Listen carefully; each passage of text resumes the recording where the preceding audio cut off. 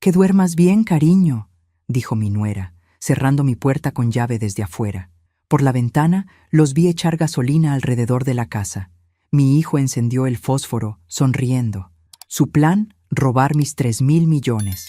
Pero cuando regresaron de su cena coartada, yo estaba sentada en la sala con el jefe de bomberos. ¿Desde dónde nos estás viendo hoy? Déjanos tu ubicación en los comentarios y dale like y suscríbete al canal. Me llamo Esperanza Morales, tengo 58 años y hasta hace 3 horas pensaba que mi familia me amaba. Qué ingenua fui durante tanto tiempo. Pero les voy a contar desde el principio cómo llegué a estar encerrada en mi propia recámara mientras mi querido hijo Diego y mi adorable nuera Carmen planeaban convertirme en cenizas. Todo comenzó 6 meses atrás, cuando mi esposo Aurelio murió del corazón. Dios lo tenga en su gloria, pero ese hombre me dejó más dinero del que jamás imaginé tener. Resultó que sus inversiones en bienes raíces habían crecido como la mala hierba, 3.000 millones de pesos. Para ser exacta, una cifra que ni siquiera sabía cómo pronunciar correctamente. Diego, mi único hijo, se había mudado a la casa familiar junto con Carmen después de que perdieran su trabajo durante la pandemia.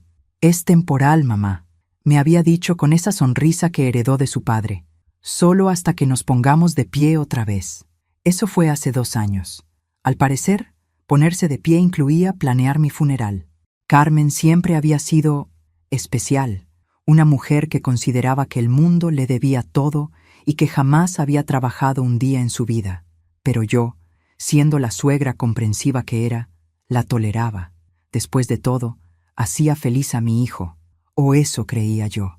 Los primeros meses después del funeral fueron normales.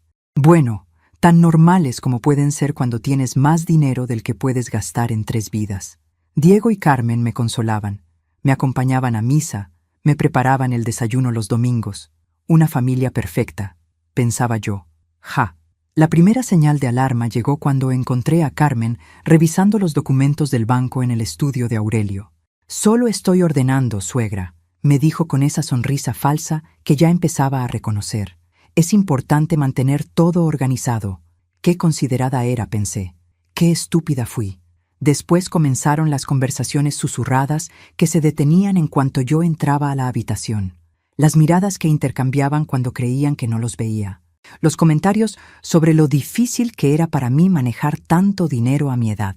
Como si tener 58 años me convirtiera automáticamente en una inválida mental. Pero la gota que derramó el vaso fue anoche, cuando escuché por casualidad una llamada telefónica que Diego pensó que era privada. Estaba hablando con alguien sobre acelerar el proceso y hacer que pareciera natural. Al principio pensé que hablaba de trabajo. ¡Qué inocente! Esta mañana, Carmen había insistido en prepararme un té especial. Para calmar los nervios, suegra, el duelo es muy difícil. El té sabía raro, amargo, pero no quise ofenderla rechazándolo. A los 20 minutos me sentía mareada y con mucho sueño. Deberías descansar, me sugirió Diego con una preocupación tan fingida que hasta un actor de telenovelas se hubiera avergonzado. Me fui a mi recámara y fingí dormir. Desde mi ventana del segundo piso tenía vista perfecta del jardín trasero, y fue entonces cuando vi algo que me heló la sangre. Desde mi ventana vi a Diego sacando una lata de gasolina del garaje. Al principio pensé que iba a arreglar la podadora, pero cuando Carmen salió con otra lata, y luego otra, mi cerebro finalmente conectó los puntos. No iban a cortar el césped, iban a cortar mi vida. Los observé como si fuera una película de suspenso, excepto que yo era la protagonista que estaba a punto de morir. Diego caminaba alrededor de la casa derramando gasolina como si fuera agua para las plantas. Carmen lo seguía, verificando que cubriera bien todas las áreas. Trabajaban en equipo, como los criminales perfectos que resultaron ser. Mi corazón latía tan fuerte que temí que pudieran escucharlo desde abajo. Pero mi mente, sorprendentemente, estaba clara. El efecto del té sedante se había desvanecido con la adrenalina pura del terror. Y con el terror vino algo que no había sentido en años: furia. Estos 2 imbéciles pensaban que era una viejita indefensa a la que podían quemar viva para quedarse con mi dinero. Bueno, iban a llevarse una sorpresa. No había sobrevivido 58 años, criado un hijo ingrato y soportado 30 años de matrimonio con Aurelio para terminar como barbacoa en mi propia casa. Mientras ellos terminaban su trabajo de pirómanos principiantes, yo estaba planeando mi supervivencia. Primero, necesitaba evidencia. Tomé mi teléfono y comencé a grabar por la ventana. La imagen no era perfecta, pero se podía ver claramente a Diego con el cerillo en la mano, sonriéndole a Carmen como si acabara de contarle un chiste gracioso. Después de grabar por 5 minutos, me di cuenta de que necesitaba salir de ahí. La puerta de mi recámara estaba cerrada con llave desde afuera. Qué detalle tan considerado de su parte. Pero tenían un pequeño problema. Habían subestimado a una mujer que había criado a un hijo travieso. Cuando Diego era niño, solía escaparse por la ventana de su recámara para ir a ver a su novia. Yo lo sabía, por supuesto, pero nunca le dije. Madres, guardamos secretos hasta para proteger a los hijos que después tratan de matarnos. La ironía no se me perdía. Mi recámara tenía la misma ventana que la de Diego, con el mismo árbol de mango que él había usado para sus aventuras adolescentes. La diferencia era que él tenía 16 años y yo 58. Pero bueno, la desesperación hace milagros. Me até las agujetas bien fuerte y guardé mi teléfono en el brasier. No era el momento para la vanidad. Abrí la ventana lentamente, rogando que no chirriara. El árbol estaba exactamente donde lo recordaba, con las mismas ramas fuertes que habían soportado las travesuras de mi hijo. Bajar de un segundo piso por un árbol a los 58 años no es algo que recomiendo. Mis rodillas protestaron, mis manos se rasparon contra la corteza, y juro que escuché todos mis huesos hacer ruidos que no deberían hacer, pero llegué al suelo en una pieza, lo cual consideré una victoria. Desde mi nueva posición detrás del árbol, tenía una vista perfecta de mis queridos familiares terminando sus preparativos. Diego verificaba que todas las ventanas estuvieran cerradas mientras Carmen colocaba estratégicamente más gasolina cerca de las puertas. Qué meticulosos eran para ser criminales amateurs. Fue entonces cuando escuché parte de su conversación. ¿Estás seguro de que no despertará?, preguntó Carmen, con una preocupación que hubiera sido conmovedora si no fuera por el contexto. Ese té tenía suficiente sedante para tumbar a un caballo, respondió mi hijo amoroso. Estará inconsciente por lo menos 4 horas. Para cuando despierte, si es que despierta, ya será demasiado tarde. Qué considerado de su parte asegurarse de que no sufriera. Escucharlos hablar de matarme, como si discutieran el menú de la cena, me dio una claridad mental que no había experimentado desde la muerte de Aurelio. Ya no era la viuda doliente y confundida. Era una mujer con una misión: sobrevivir y hacer que estos dos pagaran por subestimar mi inteligencia. Desde mi escondite detrás del árbol, los vi hacer los últimos preparativos. Diego revisó su reloj. Carmen, vámonos ya. Necesitamos estar en el restaurante a las 8 para establecer nuestra coartada perfecta. ¿Y si alguien ve el fuego muy pronto?, preguntó Carmen, mordiéndose las uñas. Hasta para ser asesina era nerviosa. He calculado todo, respondió Diego, con una arrogancia que me dio náuseas. Los vecinos están de vacaciones, y el fuego tardará por lo menos 20 minutos en llamar la atención. Para entonces estaremos cenando y fingiendo preocupación cuando nos llamen para darnos la terrible noticia. ¿Qué hijo tan organizado había criado? Aurelio estaría orgulloso de su capacidad de planificación, aunque probablemente no tanto del uso que le estaba dando. Los vi subir al coche y alejarse, probablemente hacia su cena romántica financiada por mi futura herencia. En cuanto desaparecieron de mi vista, salí de mi escondite y corrí hacia la casa de mis vecinos. Los Hernández estaban de vacaciones, como había mencionado Diego, pero yo tenía una copia de su llave. Aurelio y Raúl Hernández habían sido amigos de toda la vida y siempre nos cuidábamos las casas mutuamente. Entré a la casa de los Hernández y marqué al 911, pero no para reportar un incendio que aún no había empezado. Tenía un plan mejor. Buenos días, necesito reportar un intento de homicidio en progreso, dije con una calma que me sorprendió a mí misma. La operadora sonaba confundida. Señora, ¿está usted en peligro inmediato? No en este momento, pero mi casa está a punto de ser quemada con la intención de matarme. Los perpetradores acaban de irse, pero regresarán en 1 hora esperando encontrar mis cenizas. Le di todos los detalles: nombres, descripción del coche, el restaurante donde probablemente estaban estableciendo su coartada. También les dije que revisaran las cámaras de seguridad del banco, donde seguramente Carmen había estado investigando mi cuenta.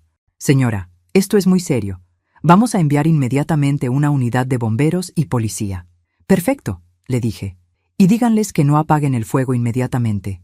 Quiero que Diego y Carmen regresen y encuentren exactamente lo que no esperan. La casa quemándose, pero con su víctima muy viva y con muchas ganas de hablar. Cuando colgué, me senté en la sala de los Hernández a esperar el espectáculo. Por primera vez en meses, me sentía completamente en control. Diego y Carmen habían cometido el error de subestimar a una mujer que había pasado por un divorcio complicado, había criado un hijo difícil y había manejado las finanzas familiares durante 30 años. Pero sobre todo, habían olvidado algo importante. Había aprendido todo sobre venganza de la mejor maestra posible. Mi propia madre, que en paz descanse, solía decir: «Mija, cuando alguien te traiciona, no te pongas triste, ponte lista». 20 minutos después, escuché las sirenas acercándose. Los bomberos llegaron primero, seguidos por 3 patrullas de policía. Les expliqué toda la situación al jefe de bomberos, un hombre mayor llamado Comandante Ruiz, que escuchó mi historia con una expresión que iba cambiando de incredulidad a horror. «Señora Morales», me dijo después de que terminé mi relato, «esto es muy grave. ¿Está segura de lo que está diciendo?». Le mostré el video en mi teléfono. Su expresión cambió inmediatamente. «Necesitamos que esto parezca real», le dije. «Cuando regresen, deben encontrar la casa ardiendo y a los bomberos trabajando. Pero yo estaré aquí, muy viva, esperándolos». El comandante Ruiz sonrió por primera vez desde que llegó. «Señora, me gusta su estilo». El plan se ejecutó a la perfección. Los bomberos controlaron el fuego para que se viera dramático, pero sin causar daño estructural real. Humo por todos lados, luces rojas parpadeando, la escena completa de una tragedia doméstica. Yo me quedé en la casa de los Hernández, observando por la ventana como una directora viendo su obra maestra.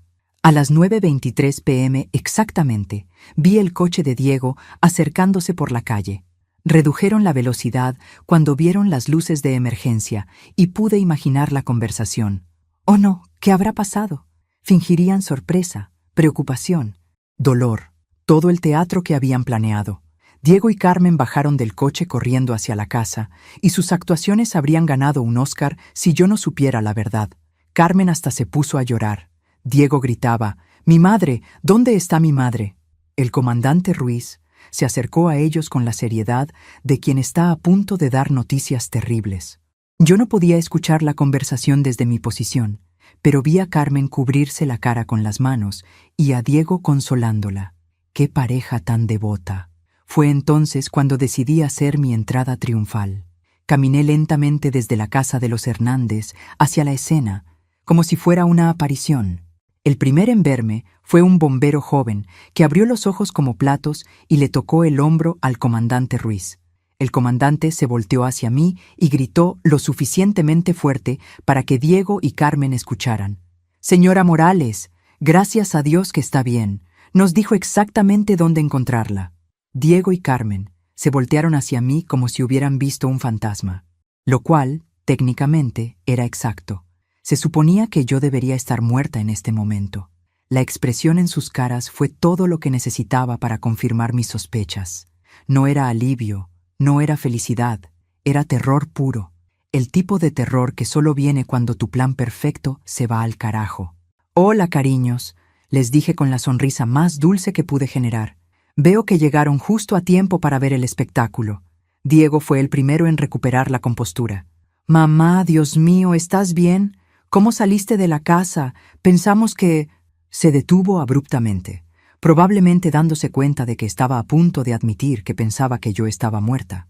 «¿Pensaron qué, hijo?», pregunté, inclinando la cabeza con curiosidad fingida. Carmen intervino rápidamente. «Pensamos que podrías estar atrapada adentro. Cuando vimos el fuego, nos desesperamos». «Qué considerados», respondí, especialmente después de encerrarme en mi recámara y drogarme con el té. El silencio que siguió fue tan denso que se podría haber cortado con cuchillo. Diego y Carmen intercambiaron una mirada que no pasó desapercibida para los oficiales presentes. El comandante Ruiz se acercó a nosotros. Señora Morales, ¿podría repetir lo que me contó hace una hora? Por supuesto, dije, manteniendo mi voz tranquila y clara. Esta mañana mi nuera Carmen me preparó un té con sedantes. Cuando comencé a sentirme adormecida, fingí dormir y me fui a mi recámara. Diego cerró mi puerta con llave desde afuera. Desde mi ventana, los vi rociar gasolina alrededor de la casa y planear quemarla conmigo adentro. Diego comenzó a negar con la cabeza violentamente. Mamá, eso es imposible. Nosotros estuvimos cenando desde las 8. Tenemos testigos, recibos. Por supuesto que los tienen, interrumpí. Era parte de su coartada perfecta, pero se olvidaron de algo importante. Saqué mi teléfono y les mostré el video. En la pantalla se veía claramente a Diego con la lata de gasolina y Carmen ayudándolo. Sus caras cuando vieron las imágenes fueron un poema. Carmen se puso pálida. Diego abrió y cerró la boca como un pez fuera del agua. Además, continué, supongo que si revisan mi té encontrarán residuos de sedantes. Y probablemente hay más evidencia en la casa que no tuvieron tiempo de limpiar. Fue entonces cuando Carmen cometió su error final. Carmen, en su desesperación, decidió intentar una última carta. Se lanzó hacia mí con lágrimas dramáticas y me abrazó. Suegra querida, qué alivio que estés bien, pero creo que estás confundida por el shock del incendio. Nosotros jamás haríamos algo así. Era una buena actuación, tengo que admitirlo. Pero mientras me abrazaba, susurró en mi oído. Si dices una palabra más, te mataremos de verdad la próxima vez. La amenaza fue un error garrafal. No porque me asustara, sino porque llevaba el micrófono del comandante Ruiz encendido. Él me lo había dado discretamente cuando le conté mi plan, exactamente para capturar este tipo de confesiones. El comandante sonrió y presionó un botón en su radio. ¿Escucharon eso, oficiales? La voz del detective Morales, sin parentesco conmigo, aunque el apellido era una coincidencia divertida, se escuchó claramente desde la patrulla. Lo escuchamos todo. Comandante, tenemos la amenaza grabada. Carmen se separó de mí como si la hubiera electrocutado. Yo no dije nada. Está mintiendo. Querida, le dije con esa voz dulce que había perfeccionado después de años de tratar con gente molesta. No estoy mintiendo. Todo está grabado, incluyendo tu pequeña confesión de hace un momento. Diego finalmente perdió la compostura completamente. Esto es una trampa. Mi madre está senil. No pueden creer nada de lo que dice. Interesante teoría, dijo el detective Morales acercándose a nosotros.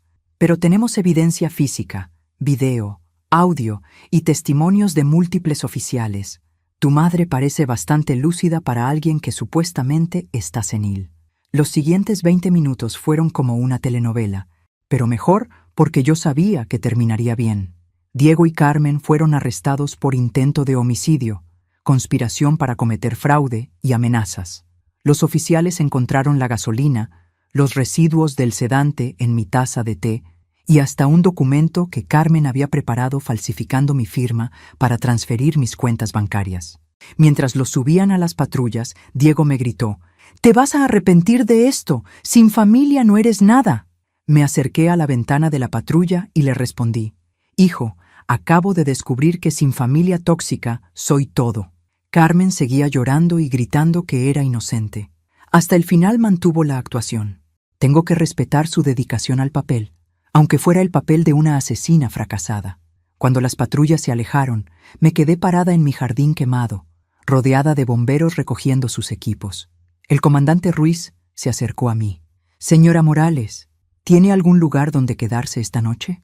Su casa necesita algunas reparaciones antes de ser habitable nuevamente». Lo miré y sonreí.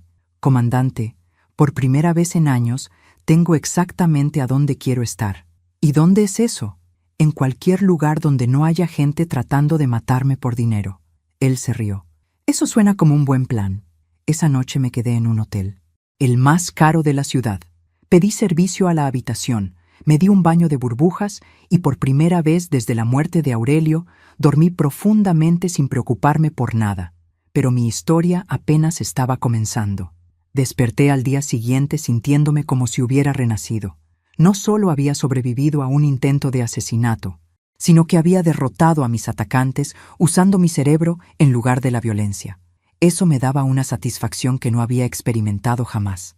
Mi primera llamada fue a mi abogado, licenciado Ramírez, quien casi se desmaya cuando le conté lo sucedido. Esperanza, esto es increíble. ¿Estás segura de que quieres proceder con cargos criminales completos? Licenciado, le dije mientras me servía café del servicio a la habitación. Intentaron quemarme viva. No estoy de humor para ser magnánima. Entiendo perfectamente. También deberíamos discutir tu testamento. Ese comentario me hizo pausar. ¿Mi testamento? Después de esto, supongo que querrás hacer algunos cambios significativos. Era cierto. Mi testamento actual dejaba todo a Diego, con Carmen como beneficiaria secundaria. Básicamente, les había estado entregando mi fortuna a mis propios asesinos. Qué irónico. Programe una cita para mañana, le dije. Tengo algunas ideas muy específicas sobre cómo redistribuir mi riqueza. Mi segunda llamada fue a mi hermana Rosa en Guadalajara. Habíamos perdido contacto después de que Diego me convenció de que ella solo quería mi dinero. Ahora me daba cuenta de que el que quería mi dinero era él. ¿Esperanza? Rosa sonaba sorprendida. ¿Eres realmente tú? Sí, hermana, y tengo mucho que contarte. Le relaté toda la historia. Rosa escuchó en silencio hasta que terminé, y después hubo una pausa larga. Esperanza, me dijo finalmente. Siempre supe que ese niño era problemático. Pero Carmen, ella me daba muy mala espina desde el primer día. ¿Por qué nunca me dijiste nada? Lo intenté, ¿recuerdas? Pero tú siempre defendías a Diego. Dijiste que yo estaba celosa de su éxito. Tenía razón. Rosa había tratado de advertirme varias veces, pero yo había interpretado sus preocupaciones como envidia familiar. Qué ciega había estado. Rosa, ¿te gustaría venir a visitarme? Tengo una casa muy grande y muy vacía. Me encantaría, hermana, pero solo si prometes que no hay más familiares tratando de matarte por ahí. Me reí. Por ahora, creo que estoy a salvo. Esa tarde, los reporteros comenzaron a llamar. Al parecer, la historia de la mujer que fingió su propia muerte para atrapar a su familia asesina era noticia nacional.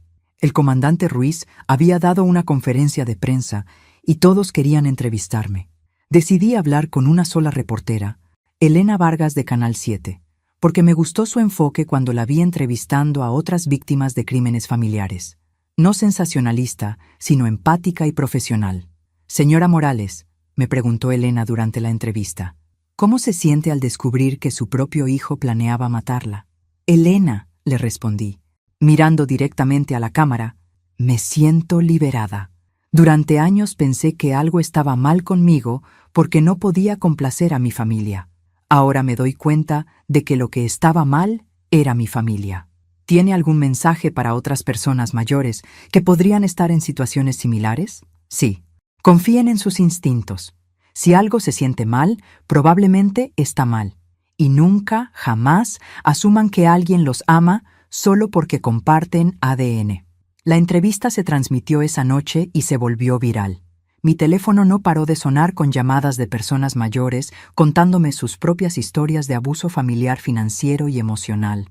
Pero la llamada más importante llegó al día siguiente. La llamada era de una mujer llamada Adriana Gutiérrez, directora de una organización sin fines de lucro llamada Voces Valientes, que ayudaba a personas mayores víctimas de abuso familiar. Señora Morales, me dijo, su historia ha inspirado a cientos de personas a denunciar situaciones similares. Nos preguntábamos si le interesaría ayudarnos a ayudar a otros. La propuesta era intrigante. Adriana me explicó que muchas víctimas de abuso familiar no denunciaban porque se sentían avergonzadas o porque no tenían recursos para luchar contra familiares más jóvenes y tecnológicamente astutos. Lo que necesitamos, continuó Adriana, es alguien que haya pasado por esto y salido victoriosa. Alguien que pueda darles esperanza y estrategias prácticas. Me reuní con Adriana esa tarde en las oficinas de Voces Valientes. Era una mujer de unos 45 años, con una energía contagiosa y una pasión genuina por ayudar a otros. Me mostró casos tras caso de personas mayores que habían sido estafadas, abusadas o abandonadas por sus propias familias. El problema, me explicó, es que el sistema legal asume que las familias actúan de buena fe. Cuando una persona mayor acusa a su hijo de abuso, muchas veces la reacción es pensar que está confundida o resentida. Eso me sonaba familiar. Si yo no hubiera tenido evidencia, video y audio, probablemente Diego y Carmen habrían convencido a todos de que yo estaba delirando. ¿Qué necesitan específicamente?, le pregunté. Recursos financieros para casos legales complicados, educación para ayudar a las personas mayores a protegerse y, sobre todo, ejemplos de éxito para mostrarles que sí se puede ganar. Me gustó Adriana inmediatamente. No me estaba pidiendo dinero para ella misma, sino para usar mis recursos para ayudar a otros en situaciones similares. Era exactamente el tipo de propósito que había estado buscando sin saberlo. Cuenta conmigo, le dije, pero tengo una condición. ¿Cuál? Quiero estar involucrada activamente. No solo escribir cheques. Quiero conocer a las personas, escuchar sus historias, ayudar a desarrollar estrategias. Adriana sonrió. Esperaba que dijera eso. Salí de esa reunión con una sensación de propósito que no había sentido en años. Por primera vez desde la muerte de Aurelio, tenía una razón para levantarme cada mañana que no tenía nada que ver con lamentar mi soledad o preocuparme por complacer a familia ingrata. Esa noche, Rosa llegó de Guadalajara. Verla después de 3 años fue como recordar quién era yo antes de que la manipulación de Diego me hiciera dudar de todo el mundo. «Te ves diferente», me dijo después de abrazarme en el aeropuerto. ¿Diferente cómo? Más fuerte, más... Tú. Tenía razón. La experiencia de casi morir me había devuelto a mí misma. O tal vez me había mostrado quién podía ser cuando no estaba constantemente tratando de ganar el amor de personas que no me lo merecían. Le conté a Rosa sobre mi reunión con Adriana y mis planes de trabajar con Voces Valientes. «Me parece perfecto», me dijo. «Siempre fuiste buena ayudando a otros. Es hora de que uses esa habilidad para algo que realmente importe». Pero al día siguiente recibí noticias que cambiarían todo nuevamente. La llamada llegó a las 7:30 am. Era el detective Morales con noticias sobre el caso. «Señora Morales, necesito informarle que Diego y Carmen fueron liberados bajo fianza ayer por la noche». Sentí como si me hubieran echado agua helada. ¿Liberados? ¿Cómo es posible? Su hijo contrató a un abogado muy caro, licenciado Sebastián Vega. Argumentó que usted había manipulado la evidencia y que todo era una trampa elaborada para incriminarlos. Pero tienen las grabaciones, el video. Sí, y el caso sigue adelante. Pero Vega logró convencer al juez de que no representaban un peligro inmediato para la sociedad y que tenían raíces fuertes en la comunidad.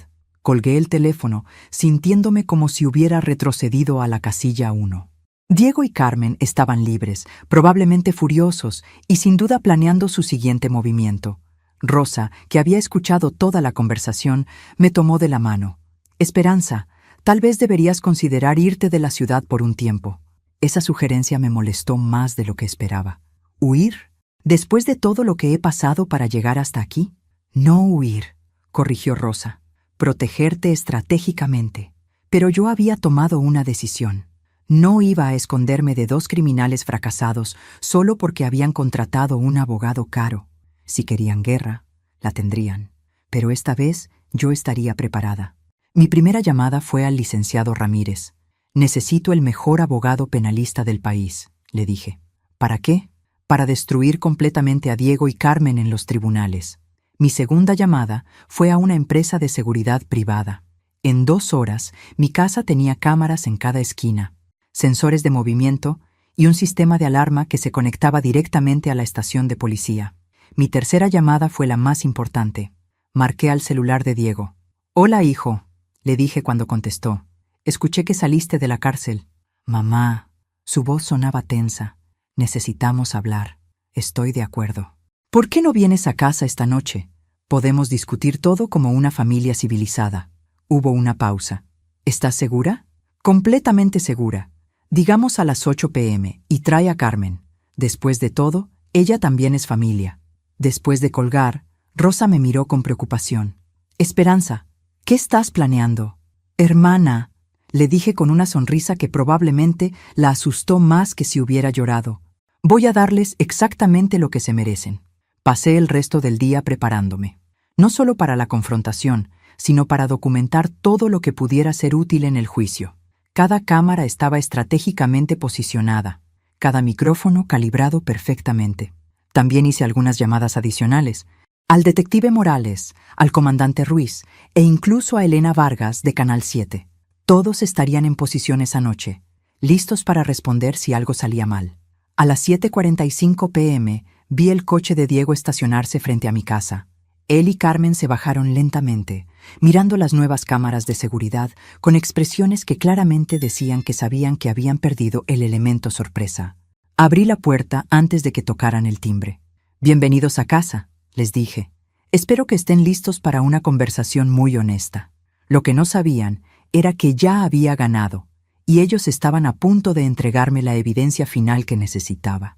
Diego y Carmen entraron a mi casa como si fuera territorio enemigo, lo cual técnicamente era correcto. Sus ojos se movían nerviosamente, catalogando las nuevas cámaras de seguridad y probablemente buscando nuevas formas de atacarme. «Siéntense», les dije señalando la sala. «¿Quieren algo de beber? ¿Puedo preparar té?» Carmen se estremeció visiblemente al mencionar el té. Diego la tranquilizó con una mirada y después me enfrentó con una expresión que intentaba ser conciliadora, pero que no engañaba a nadie. «Mamá, vine a disculparme», comenzó. «Creo que hubo un malentendido terrible». «¿Un malentendido?», repetí, inclinando la cabeza. «¿Esa es tu versión de intentar quemarme viva?»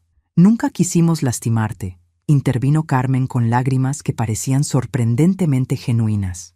«Solo estábamos desesperados». «¿Desesperados?», eché eso a andar en mi mente. «¿Desesperados por qué?». Diego y Carmen intercambiaron una mirada. Era evidente que habían preparado esta conversación, probablemente ensayado cada palabra. «Mamá», dijo Diego, «tenemos deudas, muchas deudas». «¿Qué tipo de deudas?». Carmen comenzó a llorar más fuerte. «Diego tiene un problema». «¿Qué tipo de problema, hijo?». Por primera vez desde que llegaron, Diego bajó la mirada. «Aposté dinero que no tenía, mucho dinero». Ahí estaba. La verdad finalmente salía a la superficie. «¿Cuánto dinero?». «2 millones de pesos», susurró Carmen. «Y las personas a las que les debo», continuó Diego, «no son el tipo de personas que acepta pagos en cuotas». Finalmente entendía todo. No era solo codicia, era supervivencia. Diego había metido su vida en peligro, y su solución había sido matarme para pagar sus deudas con mi herencia. Entonces, su plan era asesinarme para salvar tu vida, resumí. «No era para matarte», gritó Diego, perdiendo la compostura. «Era ¿Para qué, Diego? ¿Para hacerme desaparecer mágicamente sin que nadie notara?». Carmen intervino desesperadamente. «Pensamos que sería rápido, que no sufrirías». La audacia de sus palabras me dejó sin aliento. «Qué considerados de ustedes». «Mamá». Diego se inclinó hacia adelante. «Todavía podemos arreglar esto. Si me prestas el dinero, puedo pagar mis deudas y todo esto terminará». «¿Prestarte?». Me reí, y no era una risa agradable. «Después de intentar matarme, ¿quieres que te preste 2 millones de pesos?». «Es tu hijo», gritó Carmen. «Las madres siempre protegen a sus hijos». «Las madres protegen a sus hijos», acordé. «Pero tú no eres mi hija, y él ya no es mi hijo». La sala se quedó en silencio. Diego me miraba como si no me reconociera. «¿Qué quieres decir?», preguntó finalmente. «Quiero decir», respondí, «que cambié mi testamento ayer. Diego, oficialmente ya no eres mi heredero». Su cara se puso blanca. «No puedes hacer eso». «Claro que puedo». Y lo hice. Carmen se puso de pie bruscamente. «Eres una vieja egoísta. Después de todo lo que hemos hecho por ti, todo lo que han hecho por mí». Me puse de pie también. «¿Te refieres a drogarme y tratar de quemarme viva?». «Te merecías algo peor», gritó Carmen perdiendo completamente el control. «Eres una vieja amargada que no entiende lo que es la vida real». Diego trató de calmarla, pero ya era demasiado tarde. Carmen estaba revelando exactamente lo que yo necesitaba que dijera. «Si hubieras muerto como se suponía, todos estaríamos mejor», continuó gritando. «Diego podría pagar sus deudas. Yo podría tener la vida que merezco, y tú estarías fuera del camino». «Carmen, cállate», susurró Diego urgentemente. Pero Carmen estaba en una espiral completa. «No, ya estoy cansada de fingir. Esta vieja nos arruinó la vida desde el primer día». Y entonces hizo algo que no había esperado. Se lanzó hacia mí con las manos extendidas, aparentemente tratando de estrangularme. Pero yo había estado esperando exactamente eso. El momento en que Carmen se lanzó hacia mí, presioné el botón de pánico que llevaba en mi bolsillo. Inmediatamente, las sirenas comenzaron a sonar afuera y las luces de la policía iluminaron las ventanas. Carmen se detuvo en seco, dándose cuenta de que había cometido el error final. Diego se puso pálido al entender que todo había sido una trampa perfectamente planeada. «Sorpresa», les dije calmadamente. «Todo está grabado, otra vez». La puerta principal se abrió y entraron el detective Morales, 2 oficiales uniformados, y para mi satisfacción personal, Elena Vargas, con su camarógrafo. «Creo que tienen suficiente material para el caso», le dije al detective Morales, señalando las cámaras discretamente instaladas. Diego finalmente entendió completamente lo que había pasado. «Nos tendiste una trampa. Los invité a mi casa para una conversación honesta», corregí. «Ustedes eligieron confesar, intentar asesinarme y después intentar estrangularme. Yo solo documenté todo». Carmen trató una última vez de manipular la situación. «Ella nos provocó, nos hizo decir esas cosas». El detective Morales sonrió. «Señora, provocar o no provocar, intento de agresión física es intento de agresión física. Y confesar un crimen es confesar un crimen». Mientras los arrestaban por segunda vez, Diego me miró con una mezcla de odio y desesperación. «Mamá, vas a matarme. Si no puedo pagar mis deudas, me van a matar». Por un momento, solo un momento, sentí el dolor de madre que había sido durante 30 años. Este era mi hijo, el bebé que había criado, el niño que había consolado durante pesadillas. Pero después recordé el momento en que vi su sonrisa mientras encendía el cerillo para quemarme viva. «Diego», le dije suavemente, «tuviste la oportunidad de pedirme ayuda. En lugar de eso, elegiste intentar matarme. Ahora vas a enfrentar las consecuencias de esa decisión». «¡Por favor!», gritó mientras lo subían a la patrulla. «¡Soy tu único hijo!». «No», respondí. «Mi único hijo murió el día que decidió que mi vida valía menos que su dinero». Después de que se llevaron a Diego y Carmen, me quedé en mi sala con Rosa, Elena Vargas y el detective Morales. «Señora Morales», me dijo Elena, «¿podría darme una entrevista final? Creo que su historia podría ayudar a muchas personas». Acepté, pero con una condición. Quería que la entrevista se transmitiera en vivo, sin edición, para que no hubiera dudas sobre mis palabras. Durante la entrevista, Elena me preguntó si me arrepentía de mis acciones. «Elena», le dije mirando directamente a la cámara, «durante 58 años viví tratando de hacer felices a otras personas. Sacrifiqué mis sueños, mi independencia, mi felicidad, todo para ser la esposa perfecta, la madre perfecta, la suegra perfecta, y casi me mata. ¿Qué les diría a otras personas mayores en situaciones similares? Les diría que su vida tiene valor, que no tienen que aguantar abuso solo porque viene de familia, y que nunca, jamás, es demasiado tarde para defenderse. ¿Y qué planes tiene para el futuro?». Sonreí, sintiendo una paz que no había experimentado en años. «Voy a usar mi dinero para ayudar a otras personas mayores que están pasando por lo que yo pasé. Voy a vivir en mis propios términos, y voy a recordar todos los días que sobreviví, que gané, y que merezco ser feliz». 6 meses después, Diego fue sentenciado a 12 años de prisión por intento de homicidio. Carmen recibió 8 años como cómplice. Su abogado Caro no pudo hacer nada contra las montañas de evidencia que habíamos recopilado. 2 semanas después de la sentencia, recibí una carta de Diego desde la prisión. Era la primera comunicación que había intentado desde su arresto. «Mamá», decía la carta, «espero que algún día puedas perdonarme». Le respondí con una carta muy breve. «Diego, te perdono por ser débil, te perdono por ser codicioso, pero no te perdono por subestimar mi inteligencia. Y más importante, no te perdono por hacer que dudara de mi propio valor. Hoy, un año después, trabajo tiempo completo con Voces Valientes. Hemos ayudado a más de 200 personas mayores a escapar de situaciones de abuso familiar. Mi casa se ha convertido en un refugio temporal para víctimas que necesitan un lugar seguro mientras reconstruyen sus vidas. Rosa vive conmigo ahora, y hemos reconstruido la relación que Diego había tratado de destruir. Tenemos un jardín hermoso, 2 perros rescatados y una vida tranquila llena de propósito. Algunas personas me preguntan si extraño a Diego.